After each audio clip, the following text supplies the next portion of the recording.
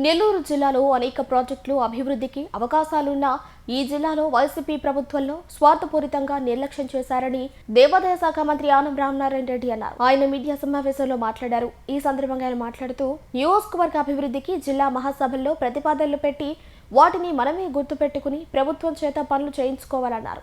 గత ప్రభుత్వ నిర్లక్ష్యం, ఆలసత్వం, అవినీతితో రాష్ట్రం వెనుకబడిపోయిందని ఆయన ఆరోపించారు. ప్రతి నియోజకవర్గంలో ఒక మహానాడు కార్యక్రమాన్ని జరుపుకొని ఆయా ప్రాంతాల్లో ఉన్న అవసరాలను రాష్ట్ర ప్రభుత్వం దృష్టికి తీసుకెళ్లాలని తెలుగుదేశం పార్టీ ద్వారా ఆ కార్యక్రమాలన్నింటినీ నెరవేర్చుకోవాలని ప్రతి ఒక్కరూ చేసినటువంటి ఒక ప్రయత్నం రాష్ట్ర ముఖ్యమంత్రిగా తెలుగుదేశం పార్టీ జాతీయ అధ్యక్షులుగా శ్రీ నారా చంద్రబాబు నాయుడు గారి దృష్టికి తీసుకువెళ్ళే ప్రయత్నం అన్ని దగ్గరలా చేసి ఇవాళ అన్నిటినీ సమన్వయం చేసి ఇవాళ పార్లమెంటు మహానాడులో వాటిని ప్రస్తావన చేయడం జరుగుతుంది అని చెప్పి నేను మీ అందరికీ మనవి చేస్తున్నా.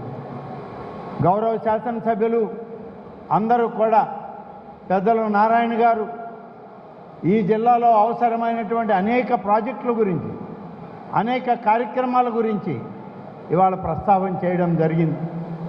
వాస్తవం, నెల్లూరు జిల్లా ఇవాళ అనేక ప్రాజెక్టులకి అవకాశం ఉన్న జిల్లా, అనేక రకాల అభివృద్ధి సంక్షేమానికి మనం మెరుగైన విధానాలను అవలంబించేటువంటి పరిస్థితులు ఉన్నాయి. వీటన్నిటినీ మనం సక్రమంగా నిర్వహించుకొని మన జిల్లాని అగ్రగామి జిల్లాగా ఆంధ్రప్రదేశ్ రాష్ట్రంలో నిలబెట్టాలి అన్నప్పుడు ఈ ప్రాజెక్టులన్నీ అవసరమవుతాయి. ఈ ఒక్కటి కూడా ఏదో శాసనసభ్యులు లేకుంటే ఆ ప్రాంతంలో ఉన్న తెలుగుదేశం నాయకుల యొక్క స్వార్థపూరితమైనటువంటి కోరికలు కావు. ఇది ప్రజా సంక్షేమం కోసం, ప్రజాభివృద్ధి కోసం, మన ప్రాంతాల అభివృద్ధి కోసం తీసుకునేటువంటి నిర్ణయాలు ఈనాడు ప్రస్తావన చేయడం జరిగింది అని చెప్పి నేను మీ అందరికీ మనవి చేస్తూ ఉన్నా. అదేవిధంగా నిన్ననే ఆత్మకూరు నియోజకవర్గ మహానాడు కార్యక్రమం జరిగింది. పెద్దలు పార్లమెంటు సభ్యులు వేమిరెడ్డి ప్రభాకర్ రెడ్డి గారు, పార్లమెంటు పార్టీ అధ్యక్షులు శ్రీ అబ్దుల్ అజీజ్ గారు, వీరందరి సమక్షంలో 8 తీర్మానాలను చేసి వారికి పంపడం జరిగింది. వీటన్నిటినీ కూడా ఇవాళ ఆమోదింప చేసుకోవడానికి మీ అందరి సహకారం కోరుతూ ఇక్కడికి రావడం జరిగింది అని చెప్పి నేను మీ అందరికీ మనవి చేస్తున్నాను. చివరిగా మాట్లాడే అవకాశం నేను ఇవాళ మీ అందరికీ ఒక్కటే మనవి చేస్తూ ఉన్నాను. మనం ప్రతిపాదించినటువంటి ప్రతిపాదనలు ఇక్కడ ప్రతిపాదించుకొని ఇక్కడ నుంచి రాష్ట్ర పార్టీకి, తద్వారా రాష్ట్ర ప్రభుత్వానికి ఇవి తీసుకువెళ్ళేటువంటి బాధ్యత వేదిక మీద ఉన్నటువంటి పెద్దలందరూ చేస్తారు. కానీ మనం అక్కడ ప్రయత్నం చేయాల్సిన అవసరం ఉంది. ఈ రాష్ట్రంలో ఒక నెల్లూరు జిల్లా కాదు, లేదా ఒక నెల్లూరు జిల్లా, నెల్లూరు పార్లమెంట్లో ఉన్న 7 జిల్లాలో ఉన్నటువంటి సర్వేపల్లితో కలుపుకొని 8 నియోజకవర్గాలే కాదు, 175 నియోజకవర్గాలు ఇదే విధమైన తీర్మానాలతో, ఇదే విధమైనటువంటి అభివృద్ధి సంక్షేమ కార్యక్రమాలు కావాలి అని చెప్పేటువంటి నివేదికలతో రాష్ట్ర ప్రభుత్వం దగ్గరకు వస్తారు. మన ముఖ్యమంత్రి చంద్రబాబు నాయుడు గారిని కలవడం జరుగుతుంది. కాబట్టి మళ్ళీ దానిని మనం ప్రస్తావన చేయాలి.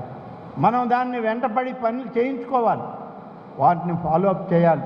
పెద్దలందరి దగ్గరికి వెళ్ళి వీటిని మాకు అవసరం, మా అవసరాలను గుర్తించి మాకు చేయండి అని చెప్పి అడిగేటువంటి ప్రయత్నం వేదిక మీద ఉన్నటువంటి పెద్దలందరూ సమన్వయంతో, పార్లమెంటు సభ్యులు కానీ, వేదిక మీద ఉన్నటువంటి మంత్రి గారు కానీ, అలాగే ఉన్నటువంటి అందరినీ కలుపుకొని, శాసనసభ్యుల్ని, శాసనమండలి సభ్యుల్ని కలుపుకొని కార్యక్రమాలను ముందుకు నడిపించాల్సిన అవసరమైతే ఉంది అని మాత్రం నేను ఈ సందర్భంగా మనవి చేస్తున్నాను. మహానాడులో మాట్లాడినంత మాత్రాన అన్ని పనులు జరిగిపోవు. ప్రతి పనికి ఆర్థిక ఇబ్బందులు ఉన్నాయి, ఆర్థిక రంగా మనకి విధానాలు ఉన్నాయి. ప్రతి రాష్ట్రానికి, రాష్ట్ర ప్రభుత్వానికి ఆర్థిక వనరుల యొక్క అవసరం ఎంతైనా ఉంది.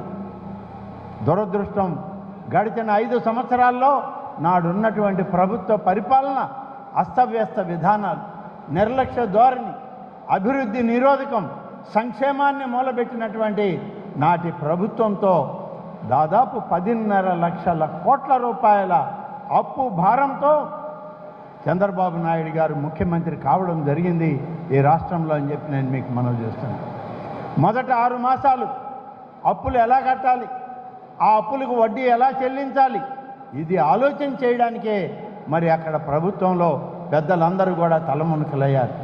కేంద్ర ప్రభుత్వం యొక్క సహాయ సహకారాలతో ఈరోజు అటు రాజధాని అమరావతి కానీ, పోలవరం ప్రాజెక్ట్ కానీ, రేపు తీసుకోబోతున్నటువంటి పోలవరం బనకచెర్ల ఒక నూతన ప్రాజెక్టుకు కానీ ఇవన్నీ కూడా ఇవాళ రూపకల్పన జరుగుతూ ఉందంటే ఒక దశ దిశ నిర్దేశం కలిగినటువంటి ముందు భవిష్యత్ తరాలకి మనం చేయాల్సినటువంటి అనేక కార్యక్రమాల గురించి నిరంతరం తప్పించేటువంటి నాయకుడు ఇవాళ తెలుగుదేశం పార్టీ జాతీయ అధ్యక్షుడు శ్రీ నారా చంద్రబాబు నాయుడు నాయకత్వంలో ఇవాళ ఆంధ్రప్రదేశ్ రాష్ట్ర ప్రభుత్వం ముందుకు నడుస్తూ ఉంది. అందులోనే మనం ఒకటొకటిగా పనులు చేసుకుంటూ రాగలుగుతున్నామని చెప్పి మీ అందరికీ మనవి చేస్తున్నాం. ఇవాళ మనం అన్ని రంగాల్లో ముందుకు కావాలి, అన్ని రంగాల్లో అభివృద్ధి చెందాలి.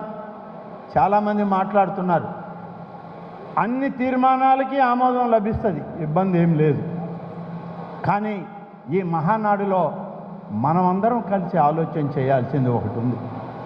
అదే రేపటి రోజున ఈ ప్రభుత్వం ఏం చేసింది, చంద్రబాబు ముఖ్యమంత్రి ఏం చేశాడనంటే అది రచ్చల మీదనే మాట్లాడి ఎదిరించాల్సినటువంటి స్థితి మనందరి మీద బాధ్యత ఉంది అని చెప్పి నేను మీకు మనవి చేస్తున్నాను.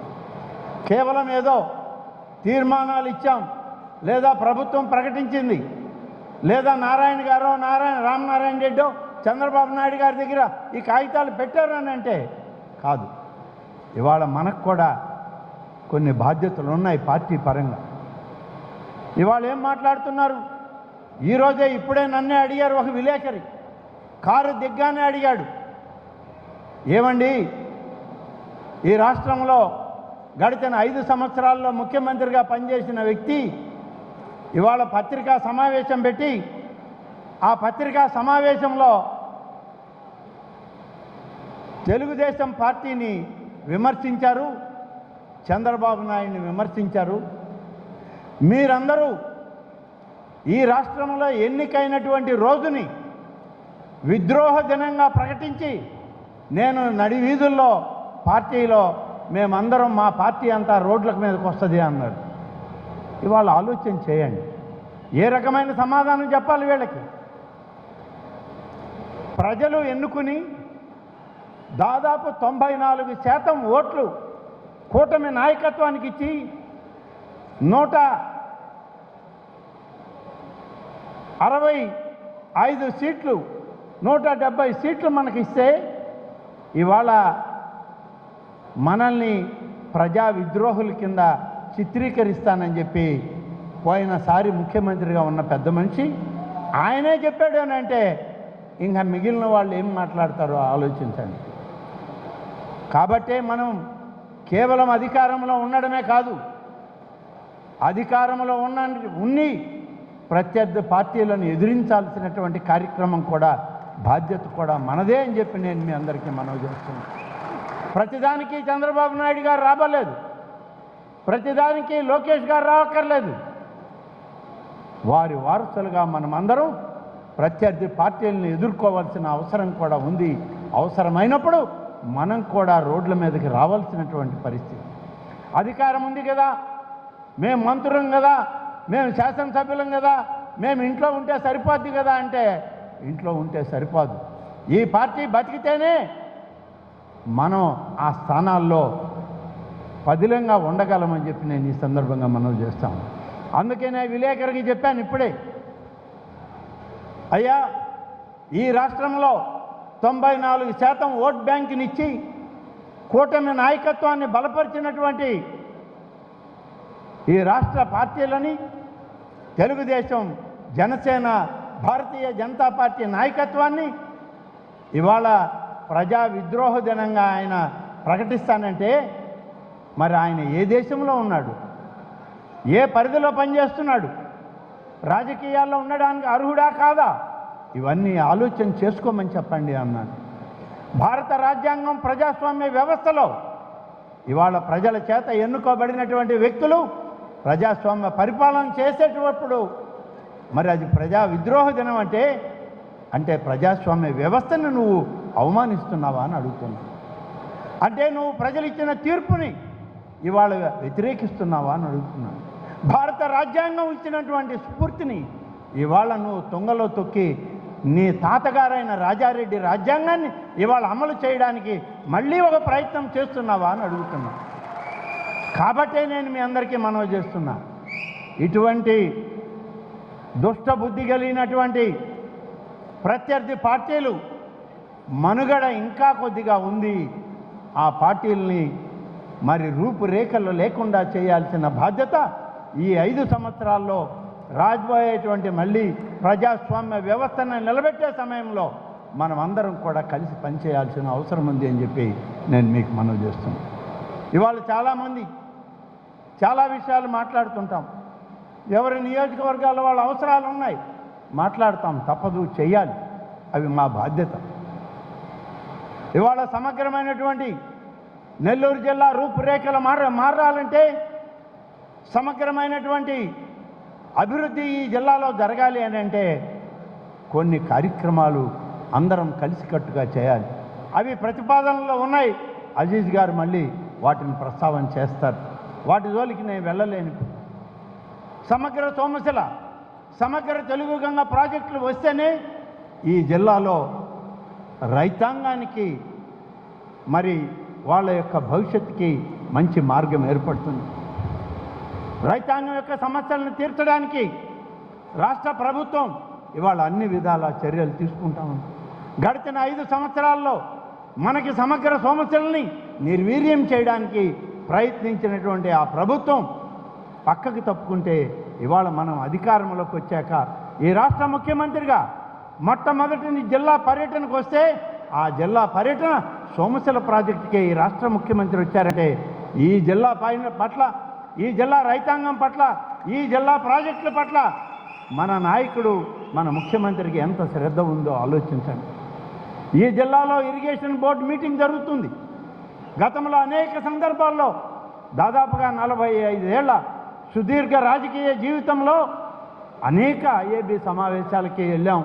తర్వాత చంద్రమోహన్ రెడ్డి గారు కూడా అనేక సమయాల్లో వచ్చాం. ఒక్కొక్కసారి ఆయన నేనే వాదనకి దిగేవాళ్ళం. ఆయన డెల్టా అంటాడు, నేను నాన్ డెల్టా అంటా. డెల్టాకి నీళ్లు రావాలి, నాన్ డెల్టాకి రావాలి. కానీ అందరికీ ఒక్కసారి ఇవ్వడానికి నీరు లేదు అక్కడ. ఆ సమయంలో వాదోపవాదనలు జరిగాయి.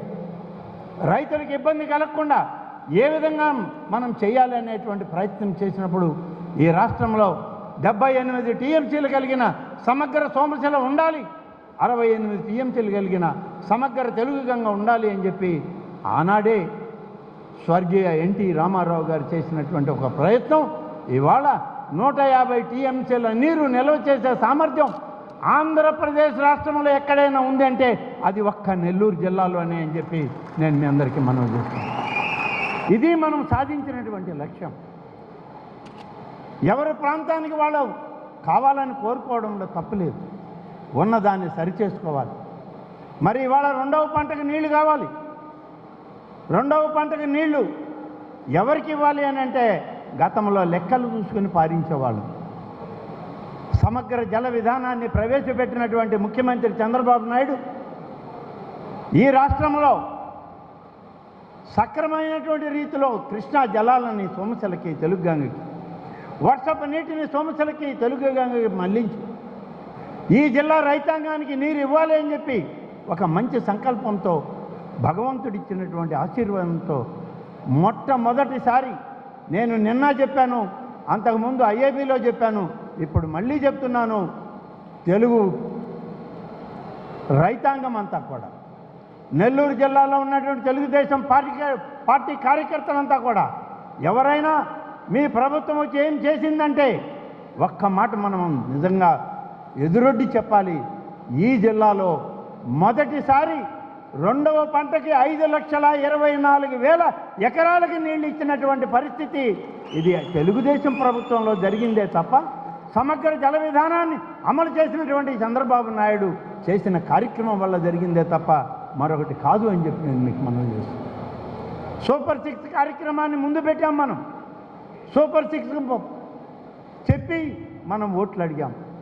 ఇవాళ 3 కార్యక్రమాలు నెరవేర్చాం. మరొక 3 కార్యక్రమాలు రాబోయే 3 మాసాల్లో నెరవేర్చాలనే నిర్ణయం తీసుకున్నాం. మీ అందరికీ తెలుసు, వచ్చినటువంటి మొదటి మాసంలోనే 34,000 కోట్ల రూపాయలు విలువ చేసేటువంటి ఎన్టీఆర్ భరోసా పెన్షన్లని ప్రతి ఇంటికి తీసుకెళ్ళి ఇచ్చేటువంటి కార్యక్రమం మనమే భాగస్వామ్యం ఆ పంపకంలో. గత ప్రభుత్వం అన్నది మా వాలంటీర్లు లేకపోతే మీరేం చేస్తారంటే, గత ప్రభుత్వం అన్నది 3,000 రూపాయలు పెన్షన్ ఇవ్వడానికే మేము నెల జీతాలు ఆపేస్తున్నాం ఉద్యోగస్తులకని. ఇవాళ నెల జీతాలు 1వ తారీఖు ఇస్తున్నాం, పెన్షన్ 1వ తారీఖు ఇస్తున్నాం. ఇది సరైనటువంటి పరిపాలనకి ఒక నిదర్శనము. దానికి చంద్రబాబు నాయుడే బ్రాండ్ అంబాసిడర్ అని చెప్పక తప్పదు.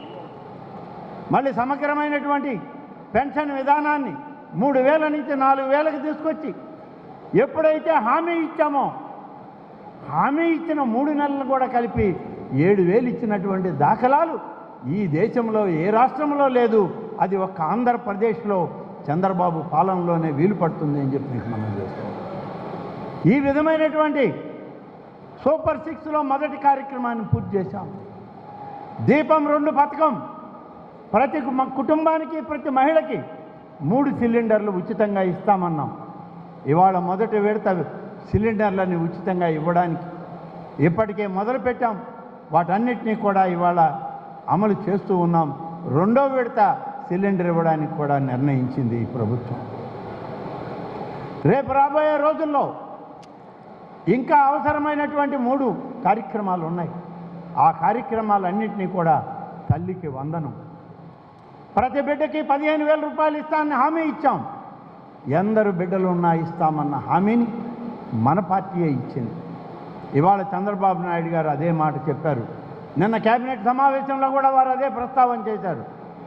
మాట చెప్పాం, మాటకి కట్టుబడి పనిచేద్దాం. రేపు స్కూళ్ళు తెరిచే నాటికి తల్లికి వందనం పేరుతో ఎందరు బిడ్డలున్నా సరే స్కూల్కి వెళ్ళేటువంటి ఆ బిడ్డలకి 15,000 రూపాయల లెక్కన ఆ తల్లి అకౌంట్కి జమ చేయడం జరుగుతుందన్న హామీ చెప్పడం జరిగింది.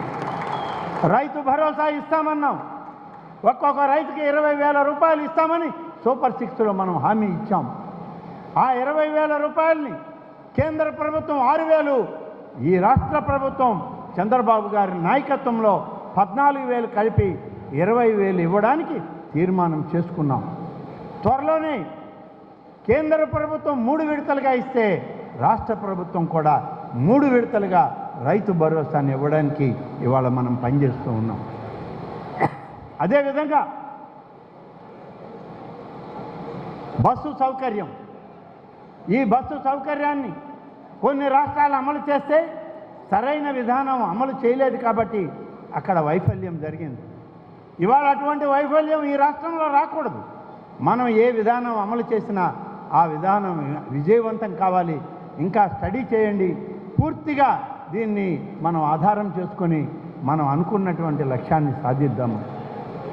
ఈ విధంగా చెప్పిన సూపర్ 6 కార్యక్రమాలన్నిటినీ నెరవేరుస్తూ మనం ఒక్కొక్క అడుగు వేస్తూ ఒక్కొక్క ఇటుక పేరుస్తూ ఈ రాష్ట్రాన్ని అభివృద్ధి పదాన నడిపిస్తూ వస్తూ ఉన్నాం.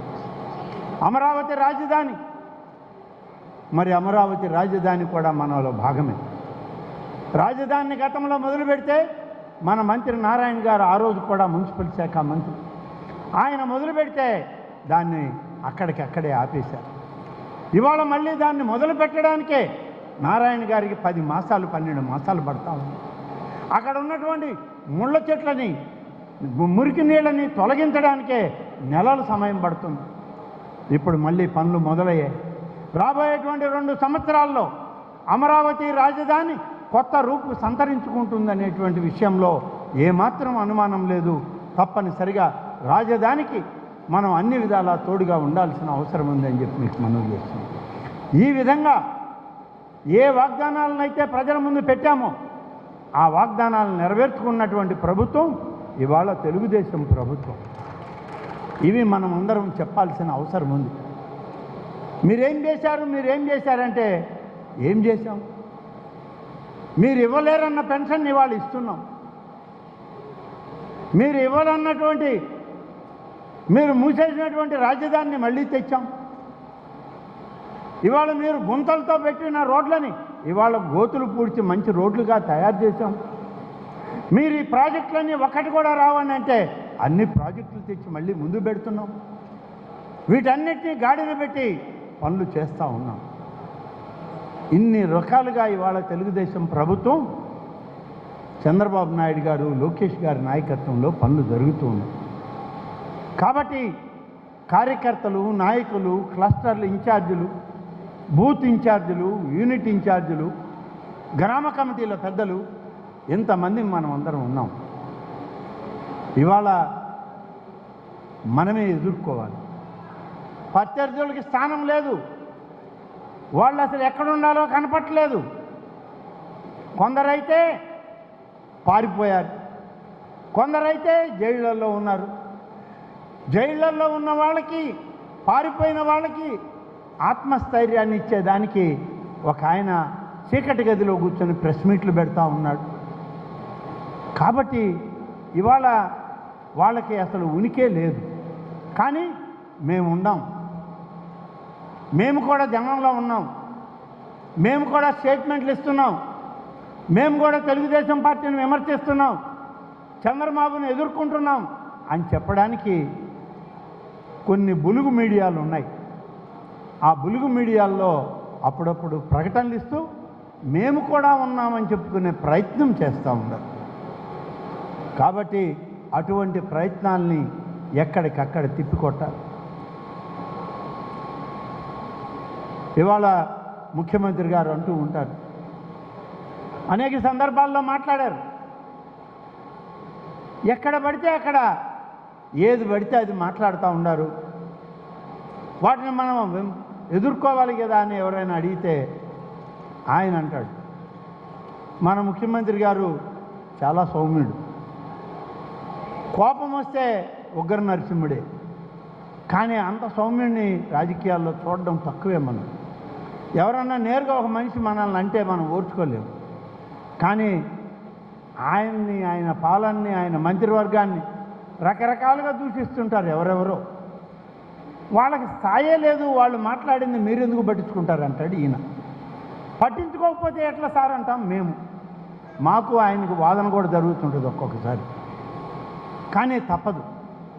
రాజకీయాల్లో ఇవి మనం రాజకీయాల్లోనే ఉన్నాం. ప్రభుత్వ పాలన వేరు, ప్రభుత్వం వేరు, రాజకీయ పార్టీ వేరు. రాజకీయ పార్టీని రాజకీయ పార్టీగానే నడపాలి, ప్రభుత్వాన్ని ప్రభుత్వాలుగానే నడపాలి. ప్రభుత్వ పెద్దగా చంద్రబాబు నాయుడు గారు అట్నే ఉండాలి. కానీ రాజకీయ పార్టీలో మనుగడ సాగించేటువంటి మనం ప్రత్యర్థి పార్టీలను ఎదుర్కోక తప్పదు, అవసరమైనప్పుడు తిరగబడక తప్పదు. రాబోయేటువంటి సందర్భాల్లో ఈ రాష్ట్రంలో మరొక ప్రత్యర్థి పార్టీ మనకి ఎదురుడి నిలబడడానికి కూడా అవకాశం లేని విధంగా మనం అందరం తయారు కావాల్సిన అవసరం ఉంది. 1,02,00,000 మంది సభ్యత్వం కలిగిన 5 కోట్ల ఆంధ్రుల్లో తెలుగుదేశం పార్టీ. దేశంలో ఏ పార్టీకి లేదు,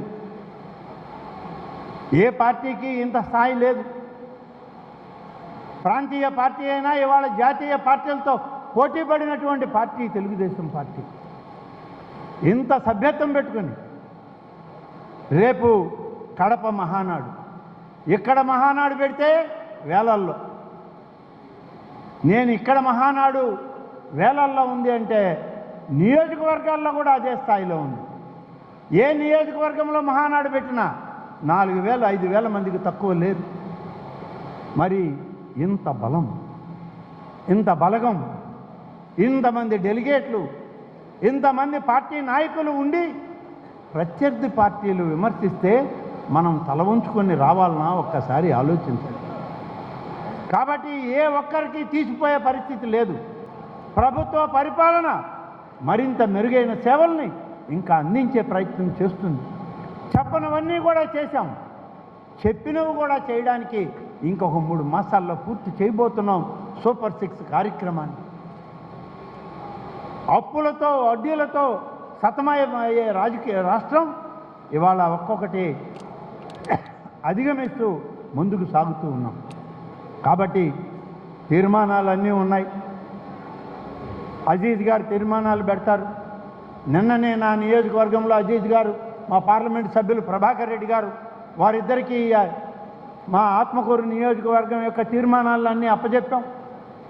ఆ తీర్మానాలు ఇప్పుడు వచ్చిన తీర్మానాలు అన్నిటినీ కలిపి రాష్ట్ర ప్రభుత్వానికి, కేంద్ర పార్టీ నాయకత్వానికి వాళ్ళు ఎలాగూ పంపిస్తారు. కానీ ఇవాళ నా యొక్క ఆలోచన, నా సూచన అంతా కూడా పటిష్టవంతమైనటువంటి తెలుగుదేశం పార్టీని ఇంకా మనం బలోపేతం చేసుకోవాల్సిన అవసరం ఉంది. కార్యకర్తల స్థాయి నుంచి ఇన్ని లక్షల మంది సభ్యత్వం ఉన్నటువంటి మనం ఇవాళ ఏ ఒక్కరికి వెనకడుగు వేయాల్సిన అవసరం లేదు, తల దించాల్సిన అవసరం లేదని మాత్రం మీ అందరికీ మనవి చేస్తుంది. మిమ్మల్ని నడిపించేటువంటి నాయకత్వం జిల్లా స్థాయిలో, రాష్ట్ర స్థాయిలో మనకుంది. నాయకుని యొక్క ఆలోచనలకు అనుగుణంగా ప్రజాస్వామ్య పద్ధతిలో భారత రాజ్యాంగం యొక్క విలువలను కాపాడుకుంటూ తెలుగుదేశం పార్టీ యొక్క విజయ లక్ష్యాలని మనం చేర్చే ప్రయత్నంలో మనం ముందుకు పోదాం, ముందుకు సాగుదాం. స్వర్గీయ ఎన్టీ రామారావు గారు 1983లో ఆయన మొట్టమొదటి తెలుగుదేశం ప్రభుత్వాన్ని ఇక్కడ ఏర్పాటు చేసినప్పుడు మాకందరికీ ఒక అదృష్టం. ఆయనతో కలిసి పనిచేసేటువంటి మహద్భాగ్యం ఆనాడు, ఆయనతో పాటు శాసనసభ్యుడిగా, ఆయనతో పాటు మంత్రిగా పనిచేసేటువంటి అవకాశం నాకు కలిగింది అని చెప్పి, ఇది ఒక గర్వకారణం మాకు అని చెప్పి నేను ఈ సందర్భంగా మనవి చేస్తాను. అటువంటి పెద్దలందరి యొక్క ఆలోచనలు, అది ఇప్పుడున్నటువంటి మన ముఖ్యమంత్రి చంద్రబాబు నాయుడు గారు విద్యార్థి దశలోనే ఆయనతో కలిసి పనిచేసిన వాళ్ళం. ఆయన మొట్టమొదట రాష్ట్రంలో మంత్రి అయినప్పుడు నెల్లూరు జిల్లాలో మొట్టమొదట ఆయన్ని తీసుకొచ్చి సన్మానం చేసినటువంటి వాళ్ళల్లో మేము ఒకళ్ళం. అటువంటి నాయకుల యొక్క అడుగుజాడల్లో నడుస్తూ నేటి తరం, రేపటి తరం యువనాయకుడైనటువంటి నారా లోకేష్ గారికి సరైనటువంటి ఆలోచనలతో ముందుకు నడుస్తున్నప్పుడు వారికి కూడా మనం తోడుగా నడవాలి, అండగా ఉండాలి. మనమందరం కలిసిమే ఈ యొక్క మహోద్యమమైనటువంటి తెలుగుదేశం పార్టీ కార్యక్రమాలని ముందుకు తీసుకెళ్దామని చెప్పి తెలియజేస్తూ, ఈ యొక్క తీర్మానాలన్నింటికీ మనస్ఫూర్తిగా అందరం కలిసి బలపరుద్దామని చెప్పి మనొకసారి